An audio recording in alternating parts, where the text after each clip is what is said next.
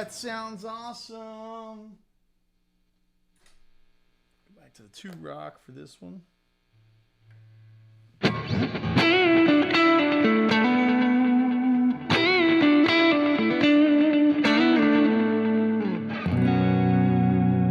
Yeah, man.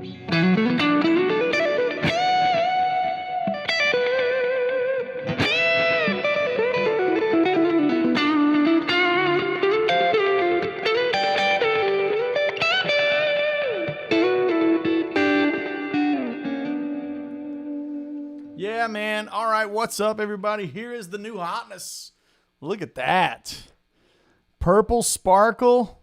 Got the Dan Huff setup in it. I'm playing. It's even got the old, this is new old stock Seymour Duncan pickup covers. You can kind of tell right there. So this is the classic stack in the neck in the middle and the JB in the back. A lot of people have been messaging me asking if it's the hot stacks. Here's some insider trading. The hot stacks are they're what's in the Tyler, the newer ones, but in Dan's 64 it's the classic stacks. It's the neck in the middle. They're super low output, so you have to actually drop the bridge pickup down quite a bit to get a nice balance. Yeah, this is actually not a modern. This is a classic. So you can't, this is a 22 fret. It's not the standard. This is the Suhr Classic meant to be just the Stratiest Strat, LA Studio Strat. Yeah, the purple's really great. It's actually inspired by one of Ben Eller's basses that he had Suhr build. And we think it just looks so good. It just looks really, really great. This is got the Tyler, the actual preamp that's in Dan's 64. So it's not even just the regular Tyler. It's the same style preamp that's in Dan's. We're going to do some Q&A, some tones. The signal chain today, I've got the Suhr Bella for the dirt side. And then I've got this 2-rock back here. And it's a Bloomfield. And that's what's doing this kind of super throaty, that like Heart is a Lonely Hunter tone.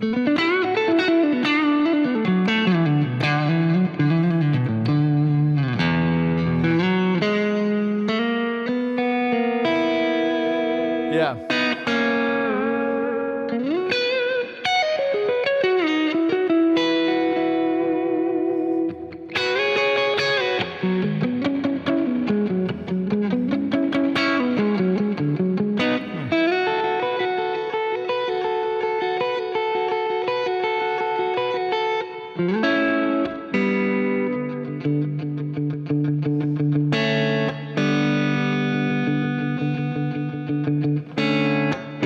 Kind of got that thing going on a little bit too, right, man? Yeah, it's really got that.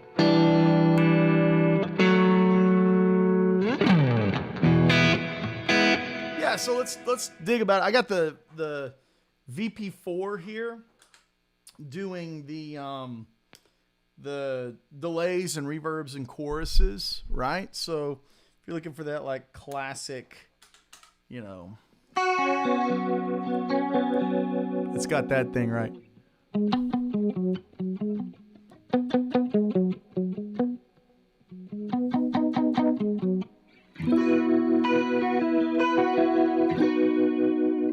All that kind of soupy, saucy goodness.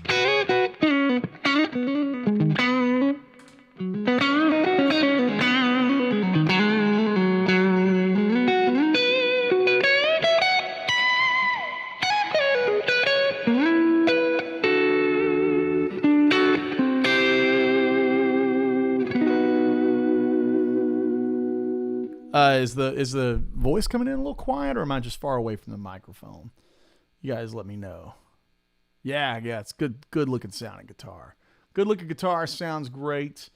Jim Dover is in the house. He's saying he loves the Dan Huff thing. Man, me too. I'm just such a fan. I'll tell you guys a story about how I first got exposed to Dan's playing.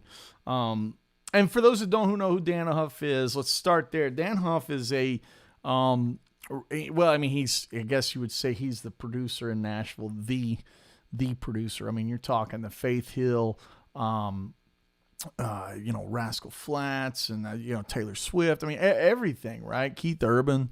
Dan produces everybody. But Dan started as a guitar player. He was in L.A. in his 20s. And when Steve Lukather started doing Toto, Dan kind of stepped in and started filling out those sessions. So Dan was on Man in the Mirror and all of that stuff, right? Just a wall of great stuff that he recorded in L.A. and then came back to Nashville and started doing 90s country. Clint Black, Summer's Coming, Reba McEntire, Heart is a Lonely Hunter is one of my favorites of all time. Yeah, Fishbowl saying working on Summer's Coming right now. It's really really great stuff. Dan was a legend, and he was in Giant. Yeah, somebody's making the joke. And some of the riffs I was playing was from the Time to Burn, Stay, and all that stuff.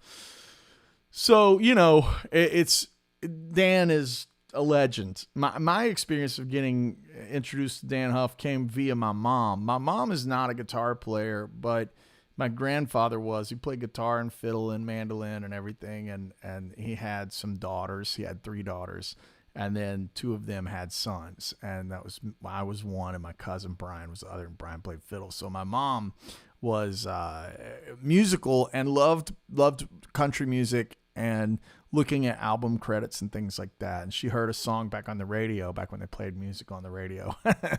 And she said, I don't know who this is, but it's not Brent Mason. she was how I found out about these session players, right? Was Mom. And she said this Reba McEntire song, Hard as a Lonely Hunter. It's great guitar tone, blah, blah, it's great playing. It's not Brent. It's not Brent. I can just tell it's not Brent. So, here we are now. I've chased Dan's playing for years. I have a great Dan Huff story. I was probably 19 or 20, and Dan was doing a seminar at Belmont University in Nashville, Tennessee. And I didn't go to Belmont. It was very expensive, and I was dating a girl that I had to stay close to, like an idiot. And so I go to a friend of mine. When she was going to Belmont, she was like, "Hi, your favorite guitar player is one of your favorite guitar players is gonna be doing a seminar at Belmont. You should go." And I was like, I don't go to school there. She's like, "It's okay.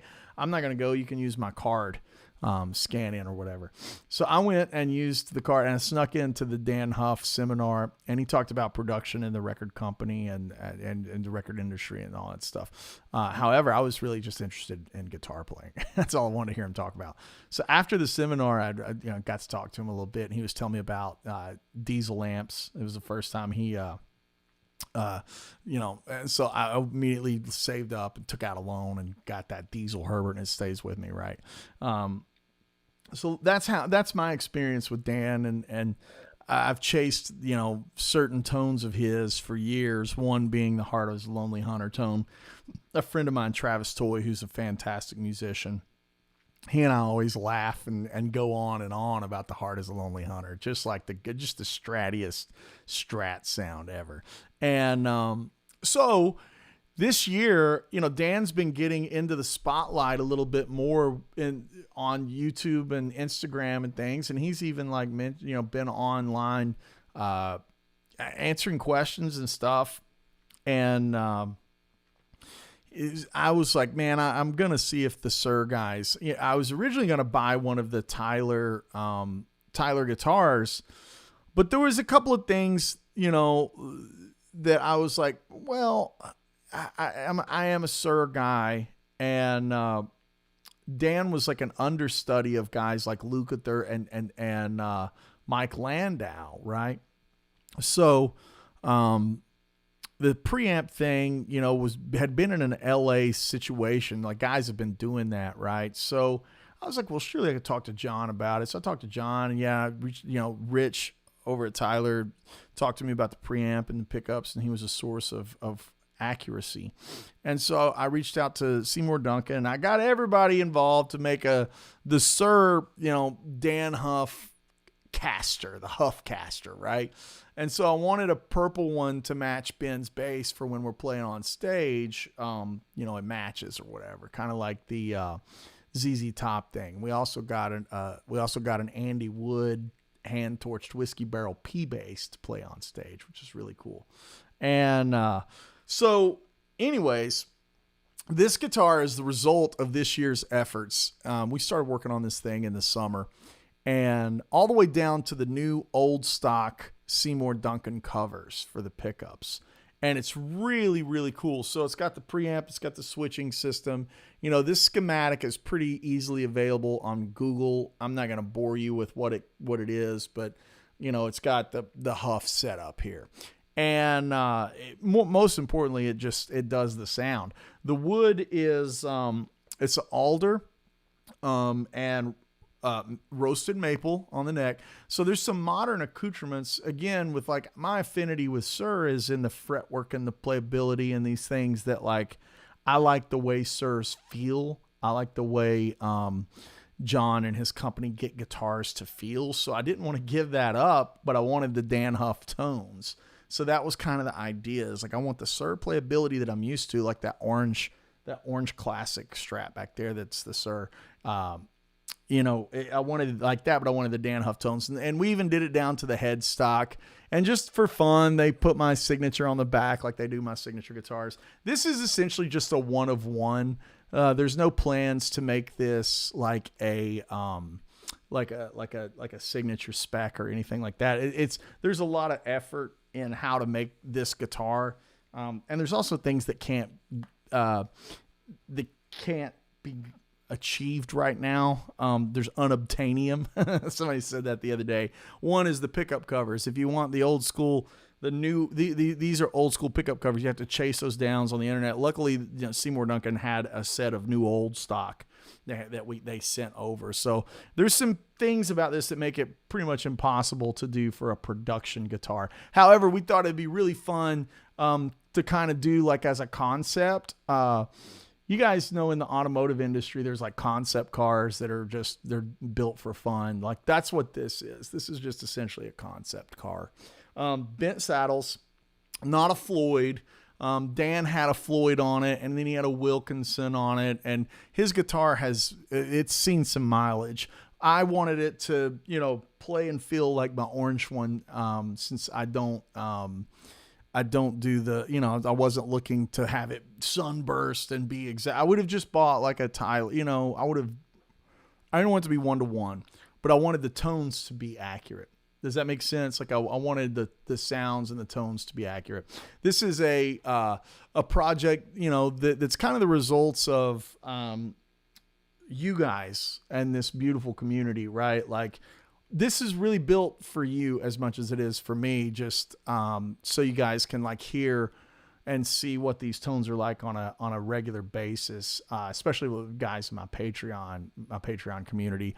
I have a bunch of Dan Huff fans in that Patreon community, and oftentimes we're doing transcriptions and solos of Dan and examining his tone and things like that. And it got to the point where I couldn't nail it because I didn't have some of the tools required.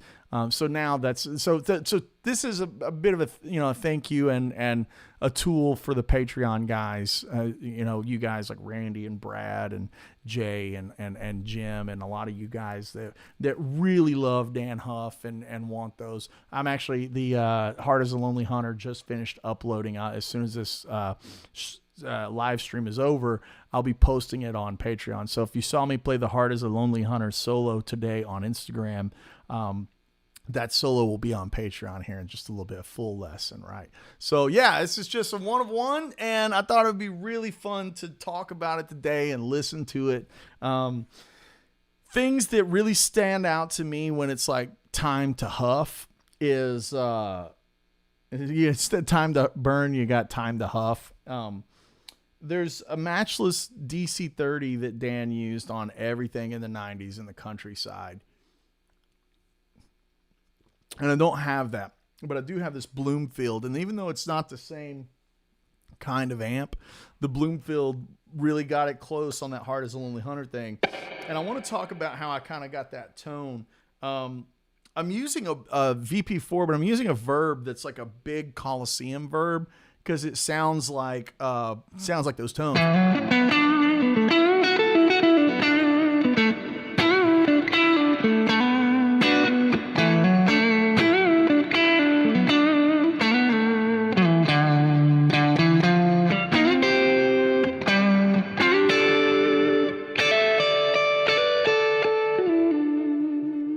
It really kind of nails that sound, right?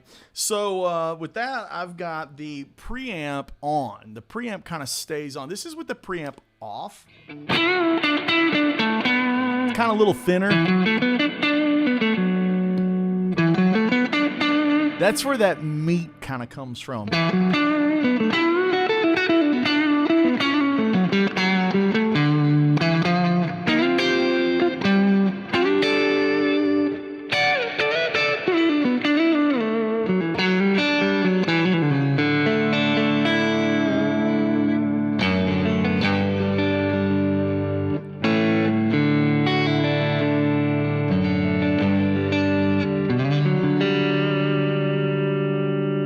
Nails that thing. That's the reverb is like it's got like a 4-second decay on it, and there's a little bit of pre-delay here. Here's with it like 50 millisecond pre-delay. 50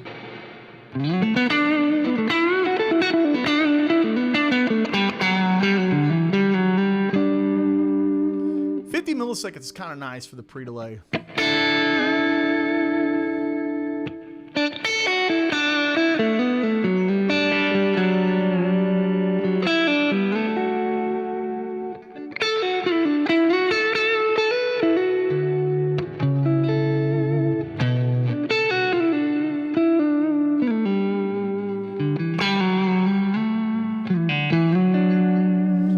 Daniel. So we're talking about the Dan Huff tone, and Daniel's got a great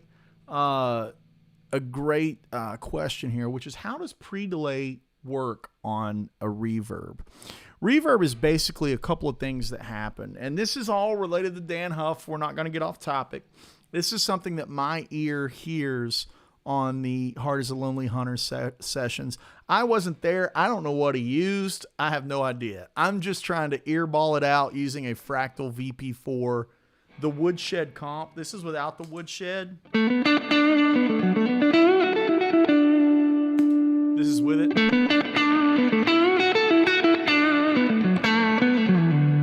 So you can tell that the Woodshed comp adds that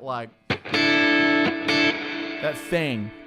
So reverb is made up the size of the room that you're trying to emulate, how long the trail goes, and then the pre-delay means from the point of entry, of signal, I'm going to play it with 0 pre-delay right now. See how the reverb starts? I'm not going to talk next time. I'm going to play, and then you're going to hear the reverb. It's all at the same time. Okay. Now, when I increase the pre-delay, let's use a really extreme one. This is going to be like 180 milliseconds. You see how it waits a little bit before hitting the wall, before hitting the reflection? Let's move that down to about 50. 50 is kind of a sweet spot for me. Now, the reason 50 is good is because I can play and it doesn't cloud the picking hand. But when I stop, there's a ton of reverb.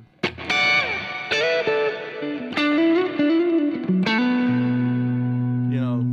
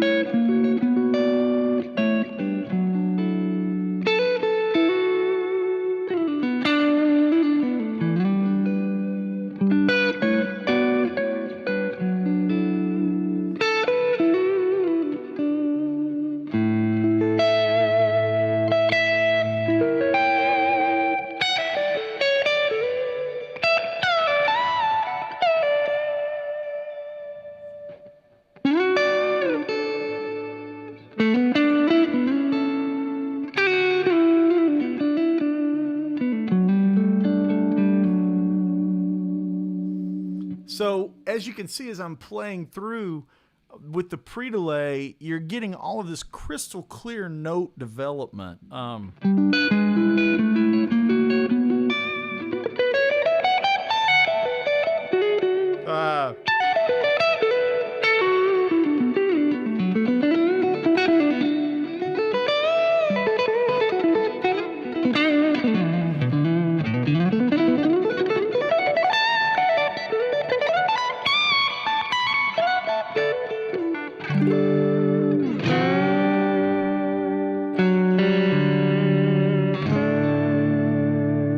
And now I can add in my delay, get all that kind of juice.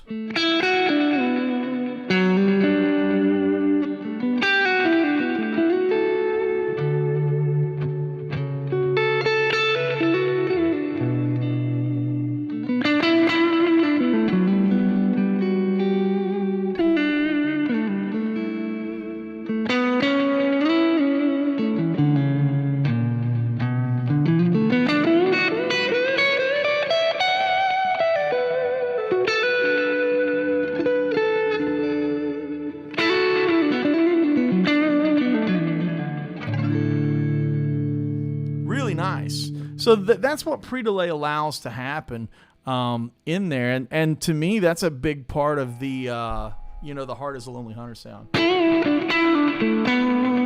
you don't really get lost in it, you know?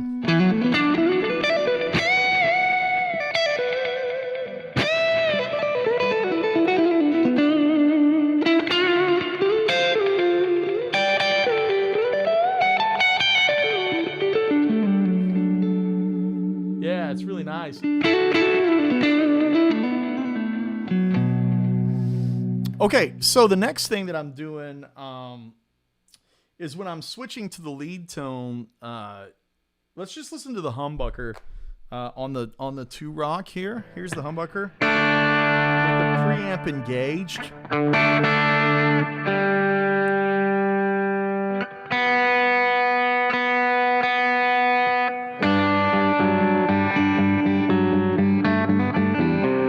And now I can put that in series or parallel.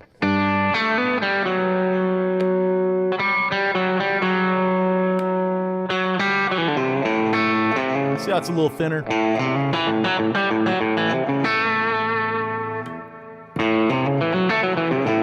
A little fatter. So now I'm going to remove the preamp and hear just the JB. It's like really weak.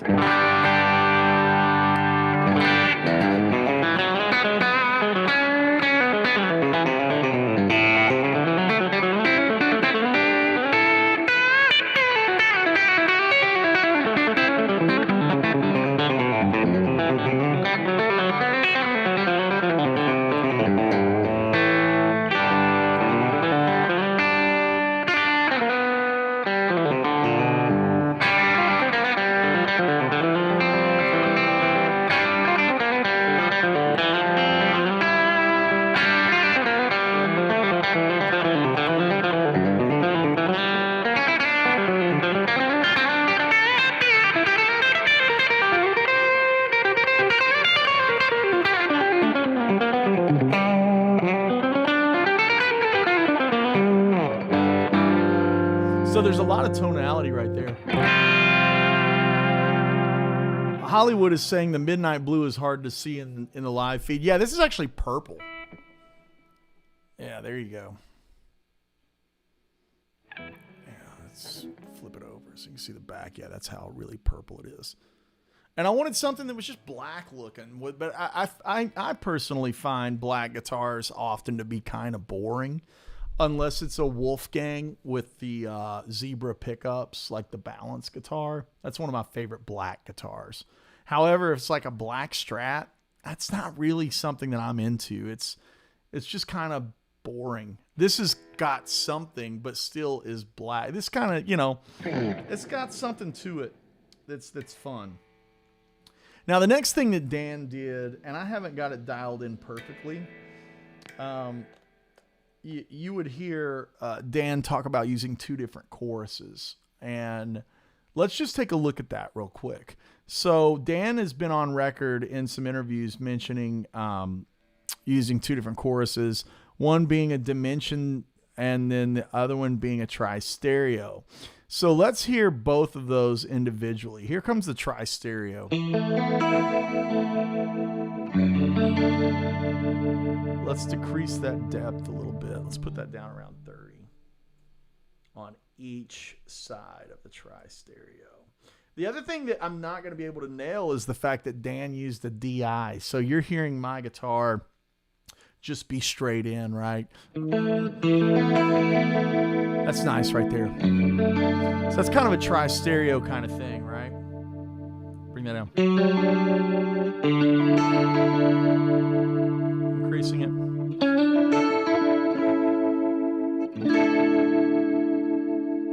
Yeah, that's really nice. And now let's turn that off. And like listen to the dimension.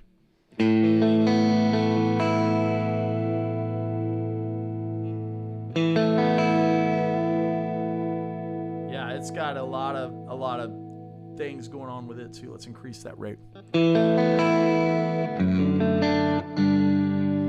Yeah, so now I'm going to turn on both. Hollywood says Dan also didn't use a detune type of chorus. He used the detune for his lead tones. and that would be kind of on the outside wings. The detune would be the left and right. Dan didn't use wet, dry, wet like Ed and Lukather did. Dan was pretty much a stereo guy, unless he was running his clean tones. Then he would just have DI out of the front of the rack. All of that is pretty public knowledge now with various YouTube videos and interviews with Dan. So let's hear both choruses together. This is, here's the dimension. Let's hear the tri-stereo with both.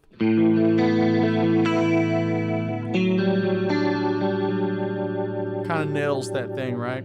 You can increase these depths and really get some extreme sounds. Let's bring these up to about 50% on the depths.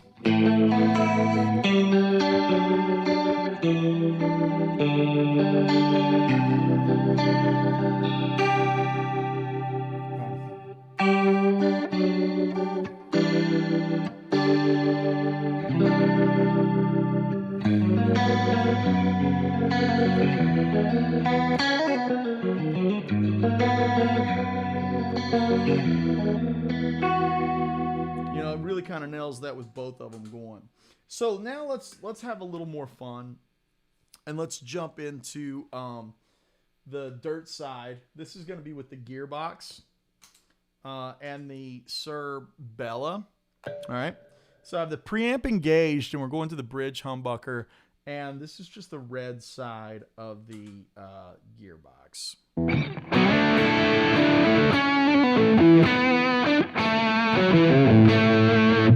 More delay, please.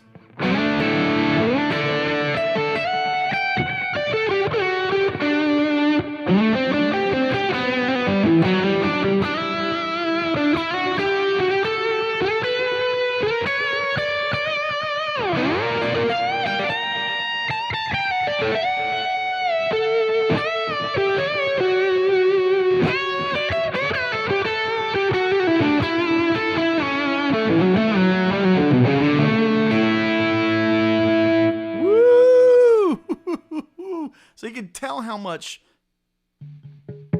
that preamp, you guys can hear how microphonic the guitar gets with that preamp on. Let's turn it off. Listen at that. Turn it on. So that's what's happening right there. This is without the preamp.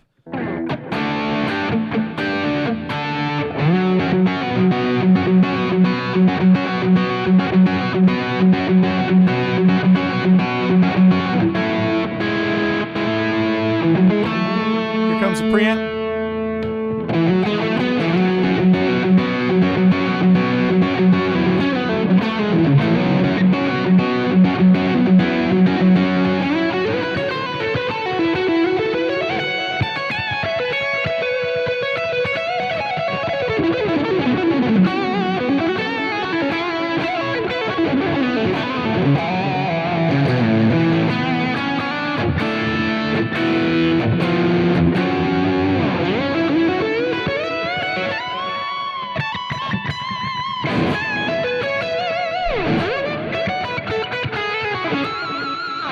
So it definitely sounds, you know, in that 80s baby kind of thing.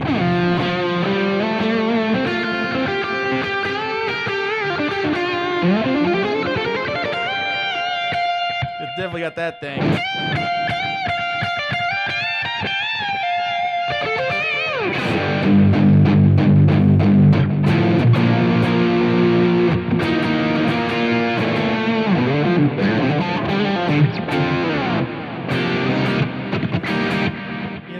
Kind of sounds like that. I'm going to bring in the blue side on top of the red side of Gearbox.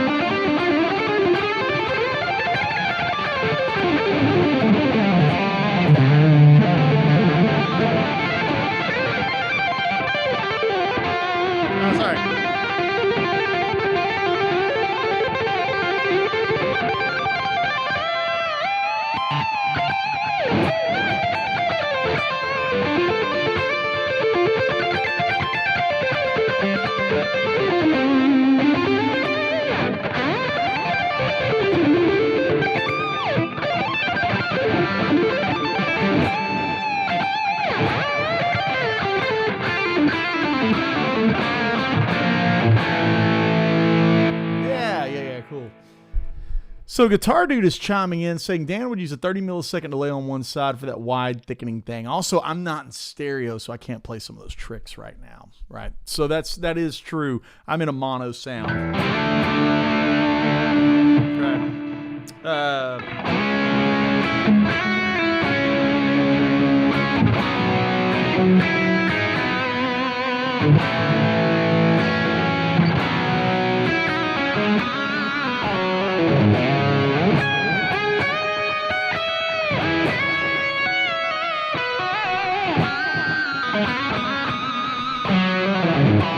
So yeah, it's a pretty heroic lead tone. What's interesting is it's not as smooth, velvety as my my kind of lead tone. It's got more glass in it and more aggression.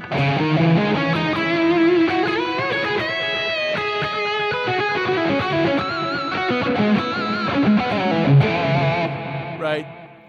It's got its own thing. Dan Huff is in the house. I like that. Dan Huff is in the house.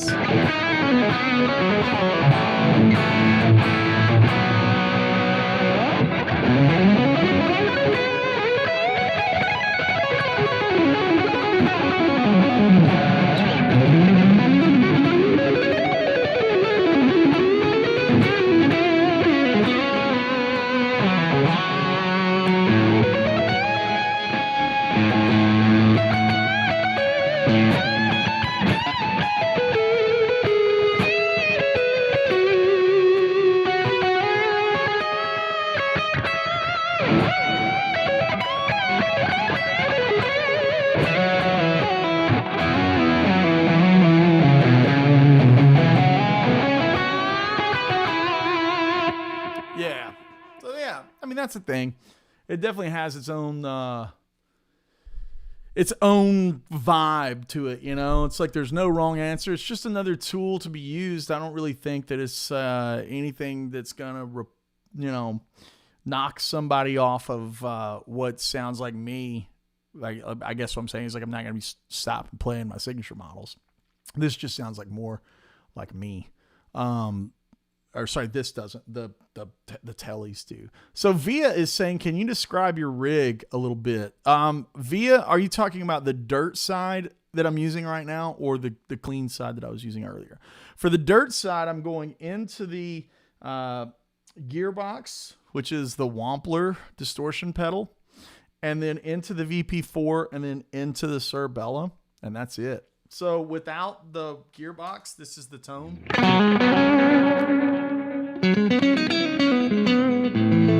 It's pretty anemic. And then with the Gearbox in.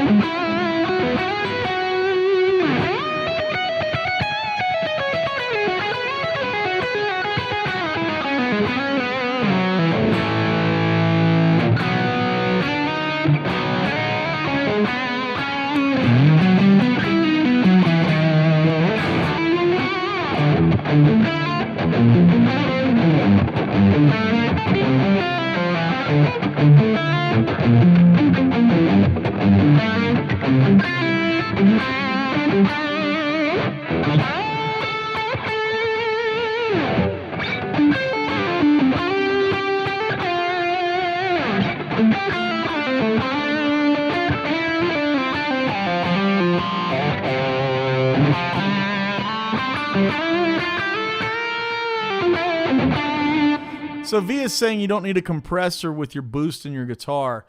With the clean side, you do. That's the thing, is Dan was always running the Dynacomps. Let me jump to the clean side. Now I'm going to go back to the 2-Rock, the Bloomfield that's up there.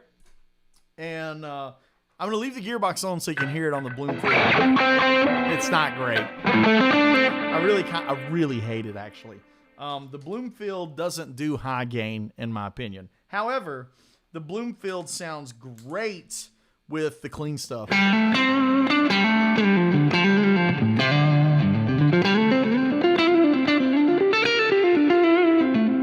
Now, without the Gearbox,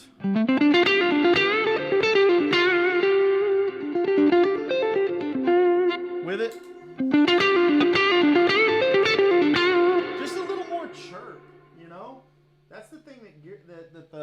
Woodshed comp does.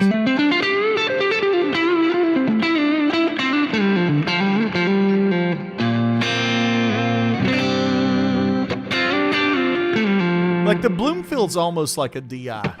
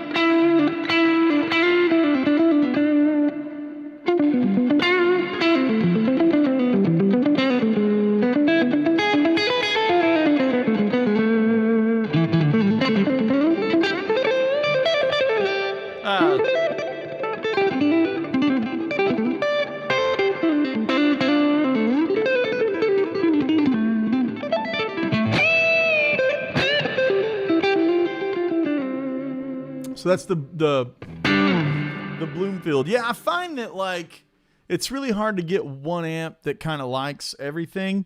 If I've only got a desert island, it's probably the Bella. It can kind of do all things.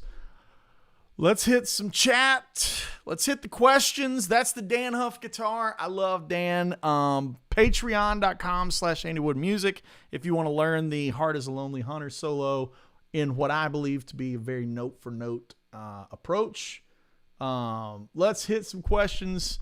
Fishbulb says the preamp in the guitar thing is used to be a lot more common. I guess it's been supplemented by high gain amps, now pedals. Yeah, that's true. But there is a thing to it. That hollowed out scoopy sound is really, it's a thing. Greg is saying I've been waiting to see this in action. Yeah, so here it is. Behold. Some Tyler owners in the house, which is really great. I think Tyler builds a great guitar, you know. Dan Huff and Steve Vai here at the same time. I mean, you know, I wear my influences on my sleeve. Jay is saying, is your bright switch up, down, or middle? It's currently up for this guitar. Let me flip it down. Let's go back to the Bella. This is now in the down position, which is a really great sound. Let's get the...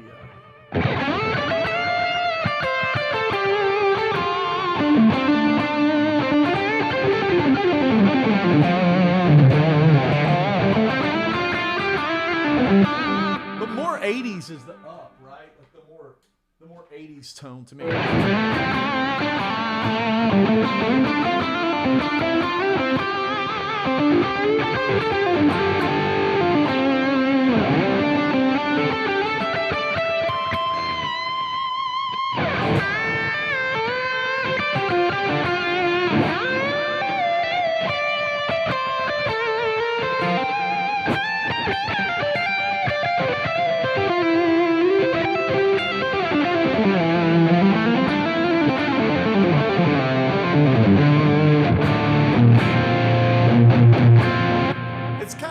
Anti Van Halen thing. Like it doesn't do any of that. It doesn't do the EJ thing. It does its own thing, you know. Kurt's saying the Gearbox sounds juicy AF. I think the Gearbox is the most versatile lead pedal on the market. If you just need one pedal to make any amp rock, I think it's the Gearbox. That's just me. I'm partial. Somebody asked what string gauge I use for Fender scale length, which is what this is. I'm using a 9-46 set. 9-46, D'Addario, that's the one. Yellow package. I think it gives the beef. It's got the beef on the low end. But it's nice and sexy and bendy up top. Sounds nice. Kevin is saying, love my Gearbox. Thank you, Kevin. One guy says, you cover so many genres. It's refreshing. Thank you so much. I love a lot of different music. I for sure love a lot. Do you ever run a Woodshed comp on an acoustic guitar live? I've been messing with different comps live. I haven't nailed it yet. I tried the 1176s from UA. I don't know if it's the right thing yet or not. I'm still messing with it. Gnome Storm says, what's your favorite most used guitar? Where's she at? Let's see. She's probably over here. Let me put this one down first.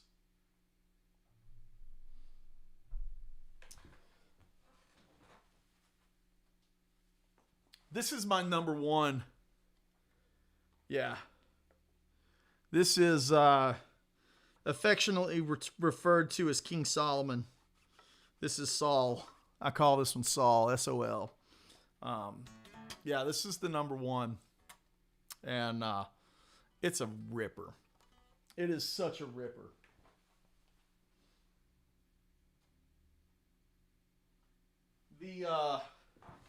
The two whiskey barrel guitars are named after two dogs that my dad had when he was a kid. He had two German Shepherds, and their names were Saul and Sam. King Solomon and Sam Whiskey. And the single coil version is Sam Whiskey, and the humbucker is King Solomon. Yeah, so that's the signature model. That's the real deal. As far as the price of the Andy Wood model, let's see. What is the current price of the Andy Wood humbucker, Suhr? Let's just look. Andy Wood humbucker, Suhr, for sale. Somebody says $5,000. It's $3,600 at Sweetwater right now. So if you look on Sweetwater, it's $3,600 on Sweetwater. I think that's a great deal. That's me. I'm used to buying mandolins and acoustics, and mandolins are like 20 grand. So it's just bananas. You know, like I shop for acoustic guitars and they're all like 10 and 11 grand. So $3,600 is nice. Raul is saying they're $5 grand in Europe. Is Sweetwater an international company, or is that only for the United States? I don't know. Gall D.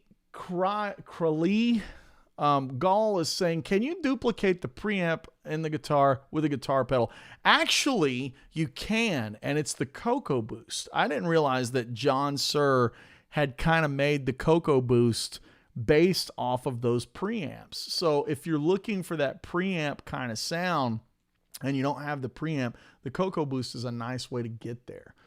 Really cool, actually. Yeah.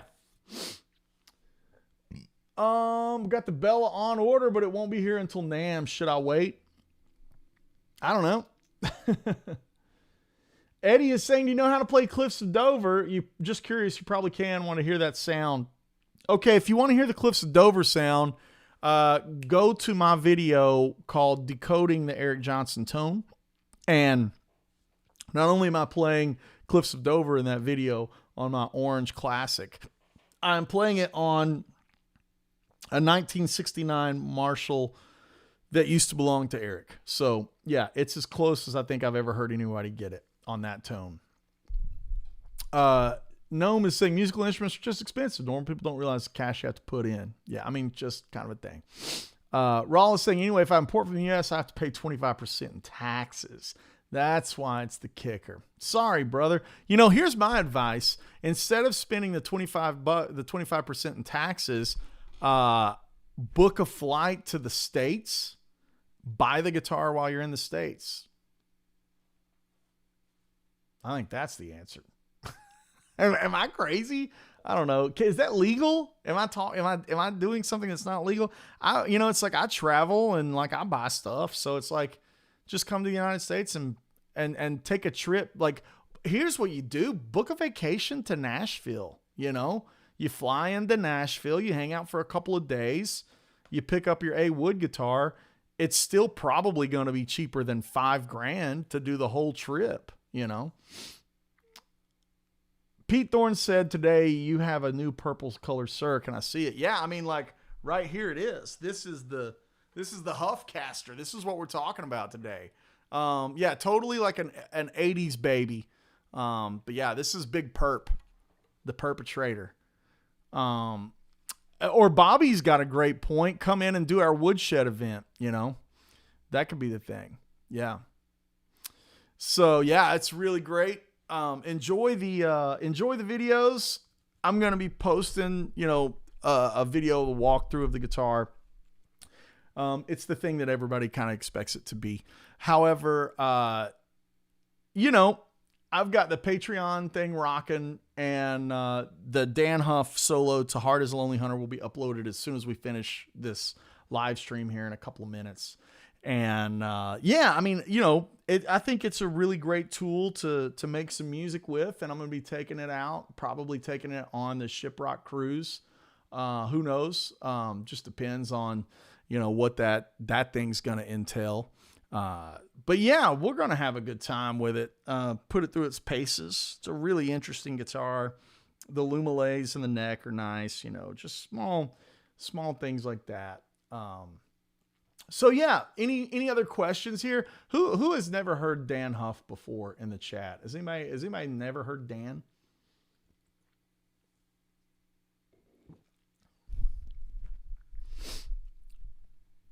Jim is saying maybe Dan can play it at the next Woodshed. I'd love to have Dan. I'd love to have him at the Woodshed. So Jay says, I tried that reasoning with my wife to get permission to buy a whiskey barrel. I'm going to need a better argument. You know, I don't know, Jay. I mean, there's always, you know, OnlyFans, you know. Start you a feet pic, selling feet pictures online, and maybe score a little extra money. Braxel says, I love the dark purple metallic. I have the Friedman dark purple metallic 19. Yeah, that's really cool. Yeah, Dan's been great in the community as, you know, as a producer for a long time in the Nashville community. But yeah, as far as a session player, guy, he's been around since the 80s, man, you know. Can you show us the guitar? Yeah, you wear black and the guitar is black. It's hard to really see the guitar. Sorry. The guitar is so dark of a purple that it's really hard to, but I like that. I like how subtle it is, and it looks like a kind of a black guitar, but man, when the light hits it, it's really cool looking, you know, like purple sparkles. It's just really great looking. It's a really, really great looking color. And I think it looks really sick with the all black hardware. Typically, I don't like a lot of black hardware, but I think this looks sick. And there's the headstock with the step down and the purple. And there you go. Right there's the answer. Yeah. Just classy, you know? Just classy as it gets.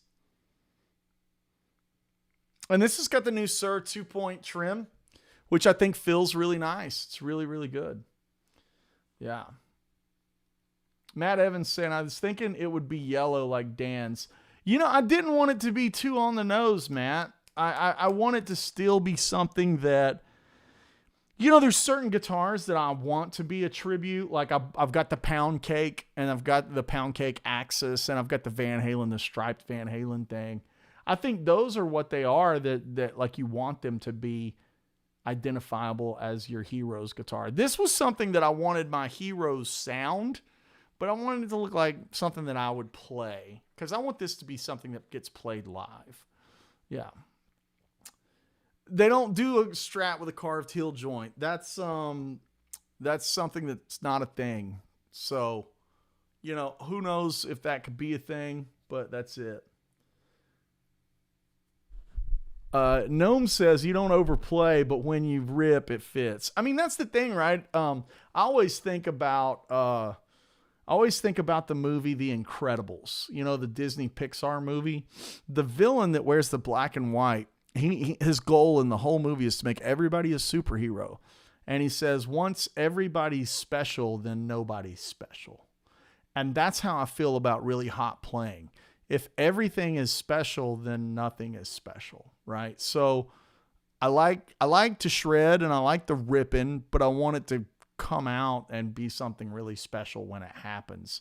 It's not just blowing the whole time. That's just what I like in my taste buds. And that's a lot of the reason why I like Dan so much.